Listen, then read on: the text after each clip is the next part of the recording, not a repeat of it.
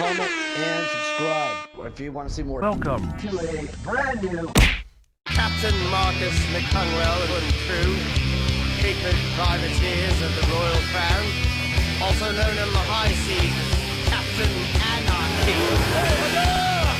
You and your crew stand accused of treason on the high seas against the American colonies. How do you plead for you and your crew, sir? I'm a singer, frontman, songwriter, bass guitar tinkerer, whatever, and I'm a music fan, but I'm not a music fanboy. Hello! I know a few people, Mike Snyder, Gord Katz, that are like walking encyclopedias of music, but that's a rarity. Most people that I know fall somewhere in the span of knowing a whole lot about music to kind of knowing a lot about music to basically just knowing nothing about music. You know nothing. Girls seem to tend to remember the names of all the guys in bands too, I guess because they think the guys are cute or something and talented. I don't know, I can never remember the names. Well, most girls usually don't know dick about music. They just know that this who's cute in the band. Well, yeah. You remember all the guys' names, though. Whether or not they know much about the band or the music is another story, but a lot of girls tend to know. They're throwing all these names to me as these guys in these bands, and I'm going like, I don't even know a bass player of that band's name or whatever. It's because they probably used to fuck them or wanted to fuck them. Well, that's kind of a shitty assumption to make, but yeah, okay.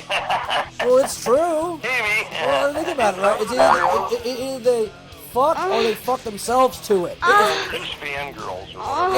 Yeah. You know. And I always say never trust a woman's taste in music because they have ADD with that shit and they just like stuff that basically relates to them. That is why. Yeah, I do too, you know what I mean? Yeah. It's like some obvious stuff, bands that I grew up with or whatever that I really liked, that I kind of know most or all of the band members' names. Maybe I even know like a little bit of something about a couple of the guys or some, history, and I can name you a lot of their songs. There's other bands that I really like, but I can barely name you maybe the singer and the guitar player's name. I love a whole bunch of songs by them, but I can only tell you the titles of a few of those songs. I can't remember the actual names of the other songs. I can hum them out for you. Whatever. A lot of times, too, because the bands have, like, weird fucking names for their songs. They go through so many band members, Oh, yeah, and there's that, too. how many bands where the band's good but the singer sucks because it's the singer's band, so all those talented musicians are always interchangeable. Well, yeah, I mean, I'll give you an example, like Pete's Warning.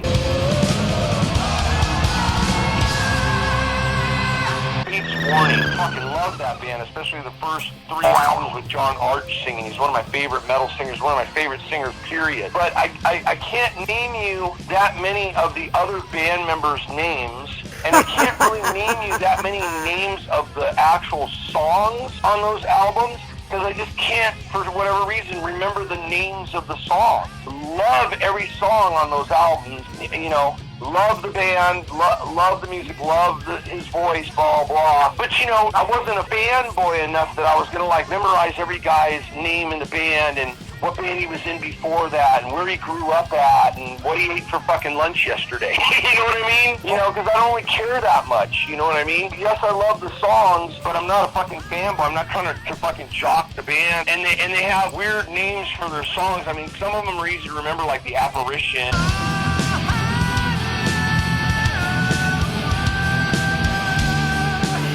And I love the next few albums after that when John Arch left and Ray Alder became singer, and they did the No Exit album.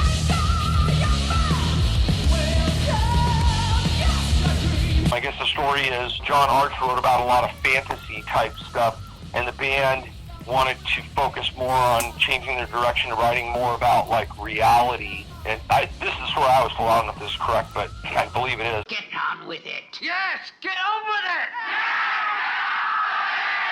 So when they parted ways and they got Ray Alder as the singer, they put out the next record and they called it No Exit, meaning basically there's no exit from reality. That's the story that I heard, and I believe that that's true. Which to me, in a way, almost sort of feels like it was a stab at John Arch, But I mean, I don't know. Maybe it was, maybe it wasn't. Maybe that's not even the true and correct story. But it was a good album.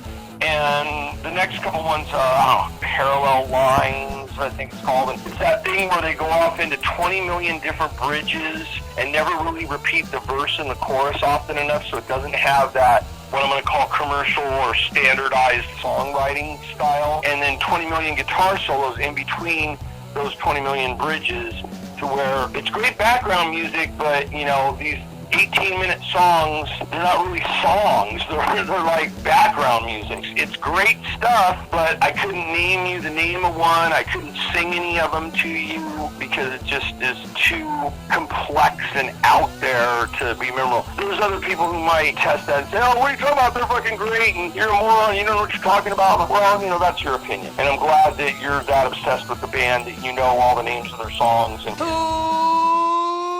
Who cares? Later, bitches.